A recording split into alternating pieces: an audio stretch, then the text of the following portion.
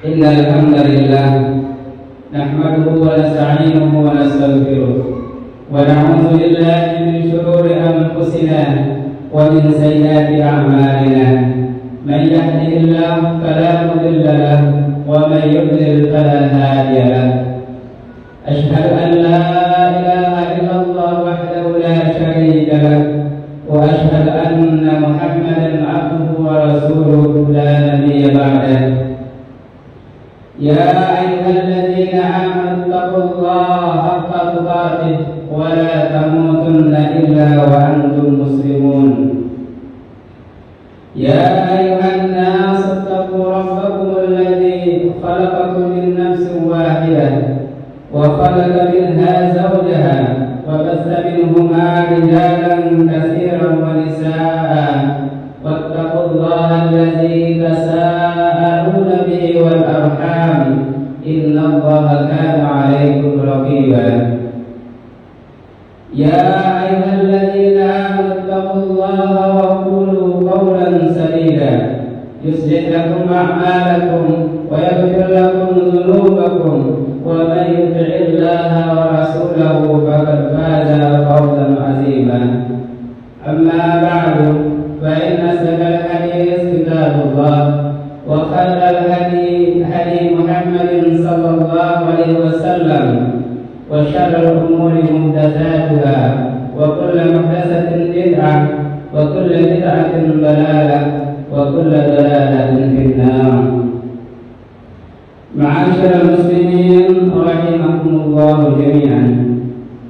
Pertama-tama marilah kita panjatkan puji syukur kepada Allah Subhanahu wa taala yang telah menjadikan kita sebagai hamba-Nya yang beriman, yang telah menunjuki kita shiratal mustaqim, jalan yang lurus, yaitu jalan yang ditempuh orang-orang yang telah diberi nikmat oleh Allah Subhanahu wa taala dari kalangan para nabi, para siddiqin, syuhada dan shalihin. Saya bersaksi bahwa tidak ada ilah yang berhak untuk diibadahi kecuali Allah, dan bahwa Muhammad adalah hamba dan rasulnya. Semoga salawat dan salam selalu terlimpah kepada Nabi Muhammad SAW, keluarganya, para sahabatnya, dan orang-orang yang mengikuti petunjuk beliau dengan baik hingga hari kiamat. Selanjutnya dari atas mimbar ini, perkenankanlah saya menyampaikan wasiat kepada saudara-saudara sekalian dan kepada diri saya sendiri. Marilah kita tingkatkan ketakwaan kita kepada Allah Subhanahu wa taala selama sisa umur yang Allah karuniakan kepada kita, dengan berusaha semaksimal mungkin menjauhi larangan-larangannya dan melaksanakan perintah-perintahnya dalam seluruh aktivitas dan sisi kehidupan. Sungguh kita semua kelak akan menghadap Allah sendiri-sendiri untuk mempertanggungjawabkan seluruh aktivitas yang kita lakukan.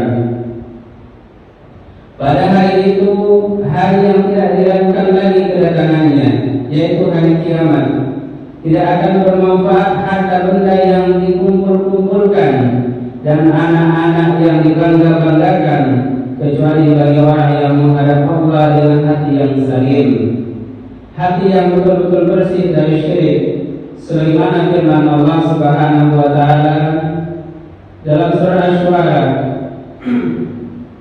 "Yauma la yanfa'u malun wa la banun illa man atallaha biqalbin salim." Yaitu di hari harta dan anak laki-laki tidak berguna kecuali bagi orang-orang yang menghadap Allah dengan hati yang bersih. Ma'asyiral muslimin rahimakumullah. Dalam kesempatan Jumat kali ini, saya akan membahas tentang hubungan antara dosa dan bencana yang menimpa umat manusia sebagaimana diterangkan dalam Al-Qur'an. Allah Subhanahu wa taala berfirman dalam surat Ar-Rum ayat 41 yang berbunyi, "Zahara al-fasadu fil ardi wal bahr bima kasabat aydin nas liyudhiqahum ba'da alladhi 'amilu la'allahum yarji'un." Telah nampak kerusakan di darat dan di laut disebabkan perbuatan tangan manusia, supaya Allah merasakan kepada mereka sebagian dari akibat perbuatan mereka, agar mereka kembali ke jalan yang benar.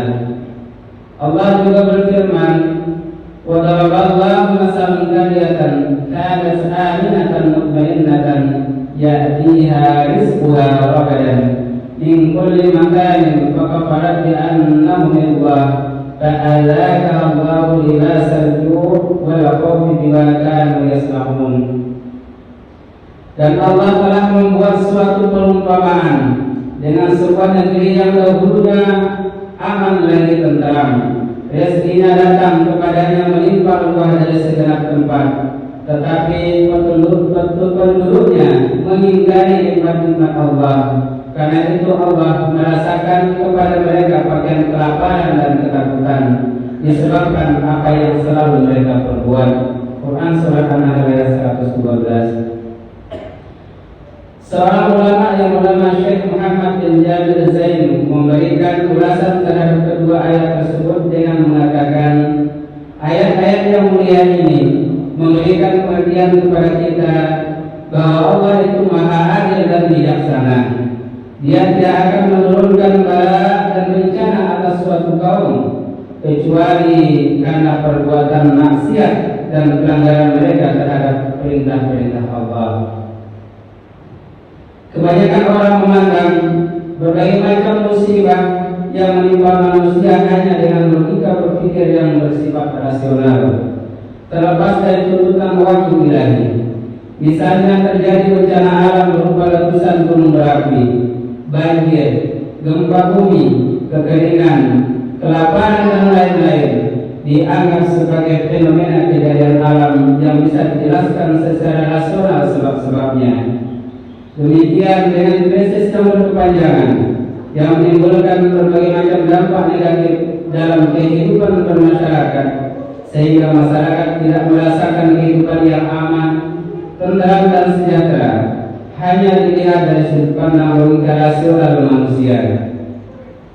Sehingga solusi-solusi yang diberikan tidak mengarah pada penghilangan sebab-sebab utama yang bersifat transendental, yaitu kemaksiatan umat manusia kepada Allah Subhanahu wa Ta'ala, Sang Pencipta jagat raya, yang di tangannya lah seluruh kebaikan dan kepadanya lah dikembalikan segala urusan. Bila umat manusia terus-menerus menentang perintah-perintah Allah, melanggar larangan-larangannya, maka bencana demi bencana serta krisis demi krisis akan datang silih berganti, sehingga mereka betul-betul bertaubat kepada Allah Subhanahu wa Ta'ala. Kaum muslimin rahimani wa rahimakumullah jami'an. Mari kita lihat keadaan di sekitar kita. Berbagai macam praktik kemaksiatan terjadi secara terbuka dan merata di tengah-tengah masyarakat. Perjudian marak di mana-mana, prostitusi demikian juga, narkoba merajalela. Pergaulan bebas semakin menjadi-jadi, minuman keras menjadi pemandangan sehari-hari, korupsi dan manipulasi telah menjadi tradisi, serta pembunuhan tanpa alasan yang benar telah menjadi berita setiap hari. Pertanyaannya sekarang, mengapa segala kemungkaran ini bisa merajalela di tengah-tengah masyarakat yang mayoritas muslim ini?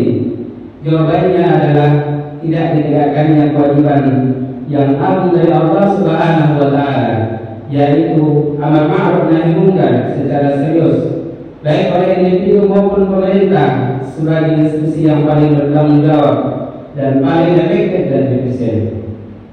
Karena pemerintah memiliki kekuatan dan otoritas untuk melakukan, meskipun kewajiban mengingkari kemungkaran itu merupakan kewajiban setiap individu muslim, sebagaimana sabda Rasulullah SAW, "Man ra'a minkum munkaran falyughayyirhu biyadihi, fa in lam yastati' fa bi lisanihi, fa in lam yastati' fa bi qalbihi, wa dzalika ad'aful iman." Barang siapa di antara kalian melihat kemungkaran, hendaklah merubahnya dengan tangannya. Bila tidak mampu, ubahlah dengan lisannya. Bila tidak mampu, ubahlah dengan hatinya. selemah-lemahnya iman. Hadis riwayat Sahih riwayat Muslim. Namun harus diketahui bahwa memberantas kemungkaran yang sudah merajalela tidak hanya dilakukan oleh individu-individu, karena kurang efektif dan kadang-kadang berisiko tinggi, sehingga kewajiban amar ma'ruf nahi munkar itu bisa dilakukan secara sempurna dan efektif oleh pemerintah. Hal ini sesuai dengan pernyataan Khalifah umat Islam yang ketiga, Utsman bin Affan radhiyallahu anhu. Sesungguhnya Allah menjilat dengan sultan atau dengan kekuasaan apa yang tidak bisa dijilat dengan Al-Quran. Di samping itu, amar ma'ruf nahi munkar merupakan salah satu tugas utama sebuah pemerintahan. Sebagaimana dikatakan oleh Syekhul Islam Ibnu Taimiyah, sesungguhnya kekuasaan mengatur masyarakat merupakan kewajiban agama yang paling besar, karena agama tidak dapat tegak tanpa negara. Dan karena Allah mewajibkan menjalankan amar ma'ruf nahi munkar, menolong orang-orang teraniaya.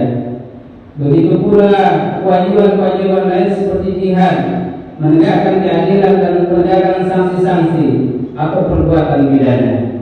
Semua ini tidak akan terpenuhi tanpa adanya kekuatan dan pemerintahan.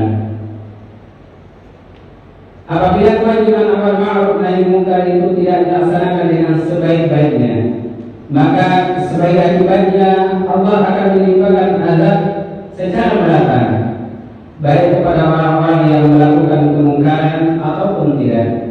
Hal ini ditegaskan oleh Rasulullah SAW dalam sebuah hadis hasan riwayat At-Tirmizi yang artinya, demi zat yang jiwaku berada di tangannya, hendaklah kalian memerintahkan kepada yang ma'ruf dan melarang dari yang munkar, atau Allah akan menurunkan siksa kepada kalian, lalu kalian berdoa namun tidak dikabulkan. Hadis riwayat At-Tirmizi. Demikian pula Allah menegaskan dalam surat Al-Maidah ayat 78 dan 79 bahwa salah satu sebab dilaknatnya suatu bangsa adalah bila bangsa tersebut meninggalkan kewajiban saling melarang perbuatan munkar yang muncul di kalangan mereka. Telah dilaknati orang-orang kafir dari Bani Israel dengan lisan Daud dan Isa putra Maryam. Yang demikian itu disebabkan mereka durhaka dan melampaui batas. Mereka satu sama lain tidak melarang perbuatan munkar yang mereka perbuat. Sesungguhnya amat buruklah apa yang mereka perbuat. Yang dimaksud laknat adalah dijauhkan dari rahmat Allah Subhanahu wa taala. Dengan demikian supaya bangsa ini bisa keluar dan terhindar dari berbagai krisis dalam kehidupan di segala bidang, dan selamat dari agama dari beragam musibah dan bencana, hendaklah seluruh kaum muslimin dan para pemimpin atau penguasa mereka bertaubat kepada Allah Subhanahu wa taala dengan memerintahkan kepada yang ma'ruf dan melarang perbuatan-perbuatan munkar sesuai dengan kemampuan dan kapasitas masing-masing, menaati Allah Subhanahu wa taala dan menjauhi seluruh larangan-larangan dalam seluruh aspek kehidupan. Barakallahu li wa lakum fil Qur'anil azim wa nafa'ani wa iyyakum bima fihi minal ayati wa dzikril hakim wa qur rabbighfir warham wa anta khairur rahimin.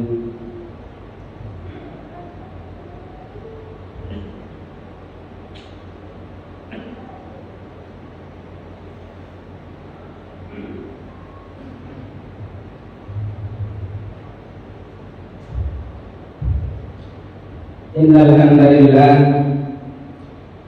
nahmaduhu wa nasta'inuhu wa nastaghfiruh wa na'udzu billahi min shururi anfusina wa min sayyiati a'malina. Man yahdihillahu fala mudilla lahu wa man yudlil fala hadiya lahu. Asyhadu an la ilaha illallah wahdahu la syarika lahu wa asyhadu anna Muhammadan abduhu wa rasuluh. Allahumma shalli wa sallim wa barik ala Muhammad wa ala alihi wa ashabihi ajma'in. Ma'asyiral muslimin rahimani wa rahimakumullah jami'an. Dalam khutbah kedua ini saya akan memberikan kesimpulan dari khutbah pertama.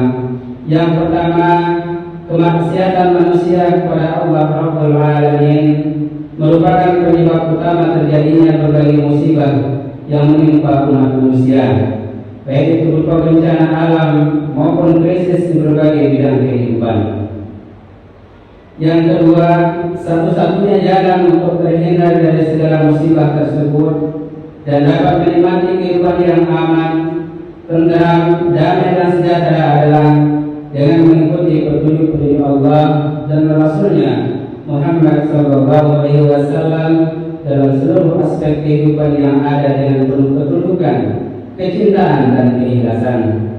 Yang ketiga, bahwa segala doa dan istighatsah yang dilakukan umat Islam supaya bisa keluar dari segala macam musibah tidak akan dikabulkan oleh Allah kecuali bila kaum muslimin secara sungguh-sungguh memerintahkan perkara yang ma'ruf dan memberantas segala yang mungkar.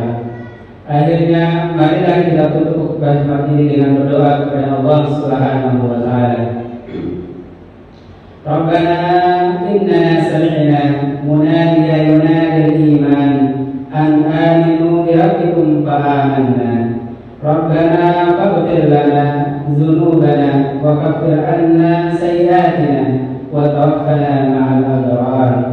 Rabbana wa atina ma wa'adtana 'ala rasulika wa la tukhzina yawmal qiyamah innaka la tukhliful mi'ad.